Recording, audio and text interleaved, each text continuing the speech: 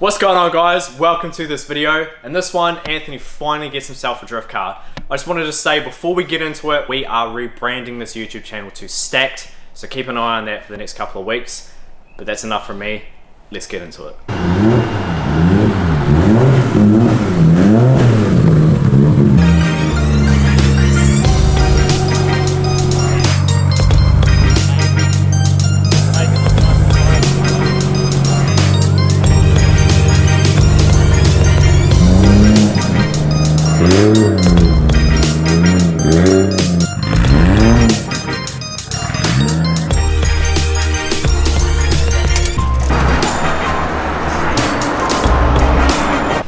Cheers for the help, mate. You're just gonna film me.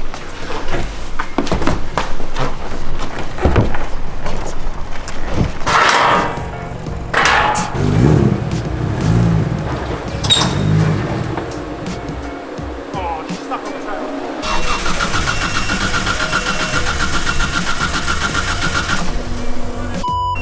What'd you say? You flooded it. That side skirt is That's all good.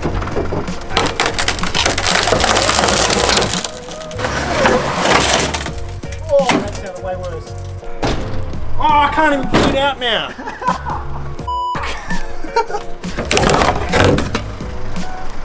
Oh.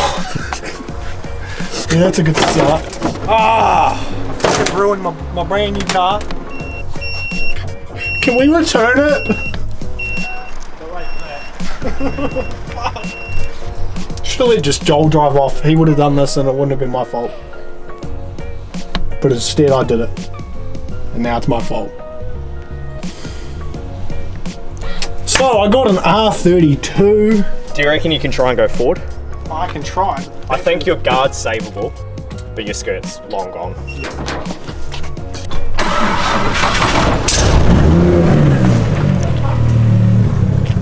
Rev it. I did. It died straight away.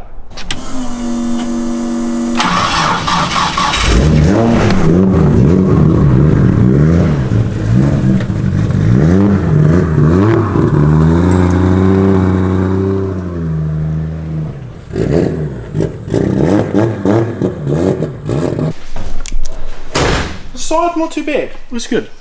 Very nice. Oh. Oh. Oh.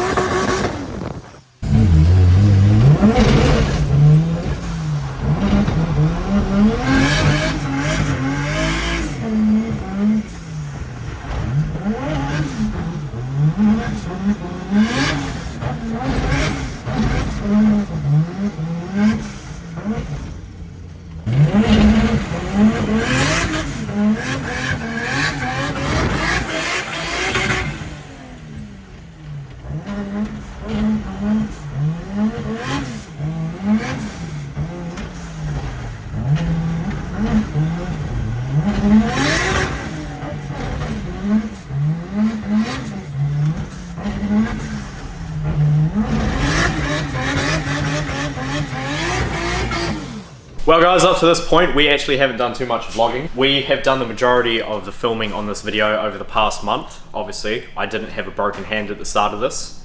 In the last video, I showed you guys my broken hand. This is Anthony's new R32. The bonnet. Let's not discuss what happened here. We were having breakup issues at Kaikoura. So you do the old, and then pull the other one, you get up and you have a bit of a gander at your coils. See if one's maybe loose. I'm pretty sure that's why the bonnet was up originally. Regardless, bonnet went up at some point in Kaikoura, and obviously the bonnet pins weren't put back on. So when we loaded up at the end of the day and went to drive home, we made it probably like 5 minutes down the road, and as soon as we hit the 100k zone, flew up. But luckily, the main bracing of the bonnet had been already cut out to clear the AN lines for the breathing system, and that saved Anthony's window. And we thought originally it had saved the roof, but it was only the other day when we realized that the bonnet pin on this side is actually poked a hole clean through the hood. So, not the hood, the roof. Through the roof. Through the roof. So the passenger's going to get leaked on every now and again. So yeah, we probably should have done the walk around at the start of the video, but you guys got all the action to begin with, and now we're actually going to tell you guys about the car. He sucks at talking, so I'll probably do most of it. You ruined it. I was right about to like start walking, be like, right. Alright, well, come on, Mr. YouTuber! Hold up. Right, it's your host, Anthony, and stuff. Right, so I picked up this R32 4-door, and it has an engine. It has got an engine, but it's a plus T. Remember that, plus T. So we have 25 depth plus T. You fucked up already because you said 25 depth. See, I'm used to having the big ball in Neo. Right, so we've got a 25 DE. DE plus T. It's got a couple goodies hidden. Don't worry about that. It's got a couple hoodies. It's got a couple goodies hidden that you cannot see. In this spicy boy, we have got ARP head studs, an MLS head gasket. We've got the best part and the only crucial thing you'll ever need for an RB. We have got, you know that thing that goes on the end of your crank? It's got a crank collar. I don't think it has billet gears. I don't remember. It might not. Regardless, it's got the crank collar, which is the most important thing for RBs, because when they hit limiter, which this guy likes to hit the limiter a lot, without the crank collar you can end up shattering the oil pump gear. So it's got that, which is good. And does it have ARP rod bolts too? Yes, it does. Yeah. So this motor is actually a pretty stout motor. We actually did run into what we thought was not catastrophic issue, but we thought we had a big issue in Kaikoura. This thing is actually pretty well set up. It's got an oil pressure sensor. When the motor warmed up, at idle this thing was sitting at around 10 psi of oil pressure, which is not good. I will chuck a little bit of a clip in now of us cutting the oil filter open because we wanted to get back, make sure that we didn't see any bearing material in it, and the oil filter was perfect. There wasn't a speck of bearing material in there, which is good. So we thought it might have just had too thin of oil in it. So we did. We did an oil change. We threw some good Penrite oil in it and some Morris. God's gift for RBs. We ran it up, got the oil warm, and the oil pressure at idle is now mint. Another Cinco manifold. If you want a good sounding RB, you get a Cinco. None of that 6 boost hybrid. Cinco only. Paired with a whole set HX 40? HX35. HX35 that has freshly been rebuilt. It's got an old ass 45mm wastegate. I have no idea what brand it is. Has the Freddy intake manifold.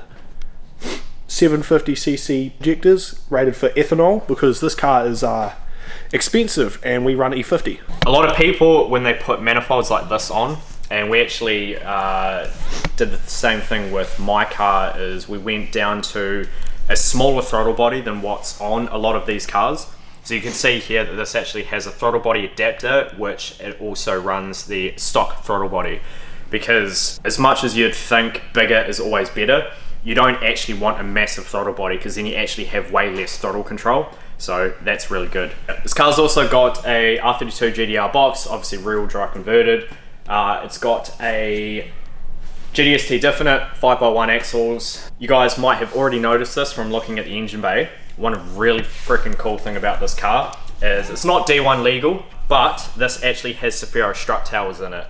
If you guys know, Skylines actually come with a different type of front strut setup, and it's good, still good for drifting, but you can never get them feeling as good as what a Silvia does. Yes, you can obviously adapt to it, but yeah, Silvia steering is just undeniably a lot better, and this car runs the exact same angle kit that's in my S14, which is dope. A couple downsides to the motor. So for ECU wise, we're running a NIS tune, which at some point will get updated. Paired with that, we've got the factory CAS and an AFM, which essentially is limiting what this relatively well built DE could produce. So we're going to call it, it makes 480 horsepower, but not at the wheels, unfortunately. So realistically, this car makes about 400 horsepower at the wheels, but yeah, we're gonna put a link on it. You also wanted to do some R35 GDR coils. Yep, trigger kit, get rid of the AFM because that's junk.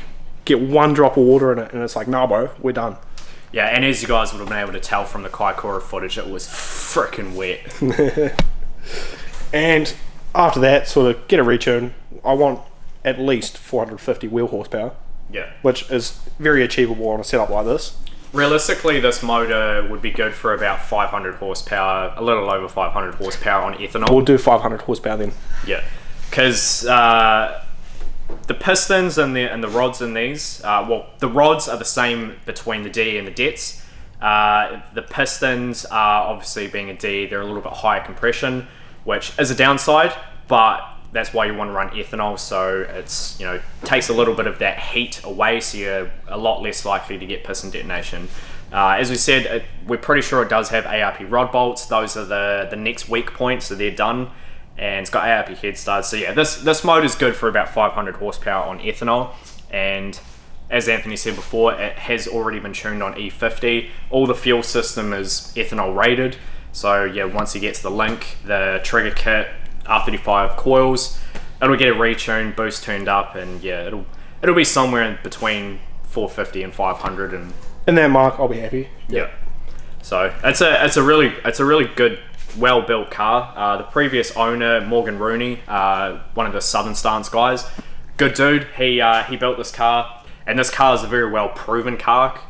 It's probably like, what, 3-4 seasons ago, Morgan actually finished 3rd overall in Drift South. So he's a good driver, and yeah, like I said, the car's proven. So we'll see if Anthony is a good or shit driver. There are a few other things that we probably need to address as well. That's to do with the cooling. You've got some ideas on what you want to do. I do? Oh, yeah, I do. So, at some point, we need to get rid of this junk radiator. Previous owner, Morgan, tried to remedy the fact that this isn't a crossflow radiator and moved the inlet to the opposite side of the outlet to try and get the water to cross over a bit more, but that really wasn't working that well at Kaikoura. We were battling temps. To be fair, I think that is good. The problem with this is the fan on it is junk. Well, that's also an issue. Yeah, it's got just a cheap China 12-inch fan, and I ran a 12-inch fan on my S14, never had any issues, but I had a Spal fan, and Spal fans are very well known to be really good fans because they have such a grunty motor on them. They pull a lot of CFM. Unfortunately, yeah, this cheap China fan doesn't pull much CFM, and just the way that it's set up, we can't actually fit really a bigger radiator on it. So you wanted to like sort of tip the intercooler up and Yep. yeah, Move the radiator forward and clear a bigger fan. it didn't have ridiculous overheating issues, but on you know, it wasn't really that hot in Kaikoura, so at a hot track day it could be a little bit more of an issue. Something that's really good that Morgan, the previous owner, has done is he's put a really good water squirter system in it. Unfortunately, a couple of the squirters don't actually work at the moment, but if we come over here to the interior, you guys can see that it's got a really big water tank in it for the water squirters. Big pump as well. Yeah, big pump. So it's something real good that Morgan's done. And the kit on this car is pretty good. Where is the front bumper? It's around something. That's on the car. Oh, fuck's sake. Holy shit. This dude, oh my god. So it's got a pretty cool kit. Basically a BN style kit. Obviously we didn't have the front bumper on earlier in the video, but yes, we do have it. And Chase, the guy that fixed my sill, is actually fixing the side skirt and rear bumper for James's S14 that I'm going to be using for Drift South. And he's also fixing up this side skirt that Anthony butchered getting it off the trailer. Although it wasn't Anthony's fault, the ramp was bent and that was just... It was the ramp, so the ramp had initially cracked and bent badly, and they tried to weld a piece of just RHS or just steel in there to hold it together, and it just cracked behind the steel and bent. So if it didn't happen to me, it was going to happen to somebody else, and I think they've now fixed that trailer. Yeah. And they also gave me my money back, so free trailer hire. That's the one. Yep, so Hire Paul knew that they probably shouldn't have given that trailer out like that, so thankfully they did remedy it. Unfortunately, it was too late to save the side skirt. It's got coilovers, the D2s I think. Yeah, D2s. They need updating at some point. Yeah, they're pretty old. It has a oil filter relocation kit, which is actually fucking annoying, because the moment you crack the oil filter, all the oil that's sitting up in here just goes down the side, and you end up spending like frickin' 5 minutes just trying to get it off because there's so much oil it's just spinning in your hand. But although this filter is probably a lot easier to use because it's got that texture down there, is where that other one was just smooth boy all the way. Yeah. So yeah, now this car's real stout. Anthony got it for a good deal. You guys may have seen it for sale. You probably know the ballpark what he paid for it, but yeah, no, this is a solid car, and I'm freaking stoked for us to get out there and get some tandems going this season. Now the biggest, and I mean the biggest downside to this car, we have a fucking blow off valve. Is how I feel about it.